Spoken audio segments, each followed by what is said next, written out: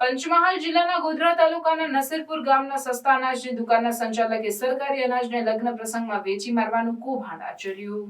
પંચમહાલ જિલ્લાના શહેરા અને ગોધરા તાલુકામાં આવેલી સસ્તા અનાજની દુકાનોની વ્યાપક ગેરરીતિને પગલે જિલ્લા પુરવઠા અધિકારી દ્વારા લાલ આંખ કરવામાં આવી છે, જેના પગલે સસ્તા અનાજની દુકાનો પર જઈ તપાસ કરતા કાર્યવાહી કરવામાં આવે છે, જેમાં ગેરરીતિ બહાર આવતા પુરવઠા વિભાગ દ્વારા કાર્યવાહી કરવામાં આવી છે. પંચમહાલ જિલ્લા પુરવઠા અધિકારી હરેશ મકવાણાએ જ્યારથી ચાર્જ સંભાળ્યો છે ત્યારથી સસ્તા અનાજની દુકાનોમાં જે ગેરરીતિ કરી રહ્યા છે તેમના બાવાના બે બગડી ગયા જેવો ઘાટ થઈ ગયો છે. સમયાંતરે પુરવઠા અધિકારી દ્વારા જિલ્લાની સસ્તા અનાજની દુકાનોમાં આકસ્મિક તપાસ કરવામાં આવે છે. આ વખતે તપાસમાં લોકોને મળતું અનાજ લગ્ન પ્રસંગમાં વેચી માર્યું હતું.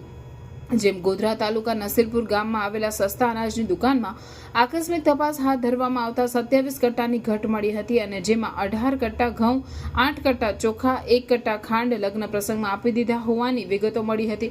શહેરા તાલુકાના ખરોલી ગામે આવેલી સસ્તા અનાજની દુકાનમાં 40 કટ્ટા જેટલો જથ્થો બારોબાર લગ્નમાં આપી દીધો હોવાની વિગતો સામે આવી હતી.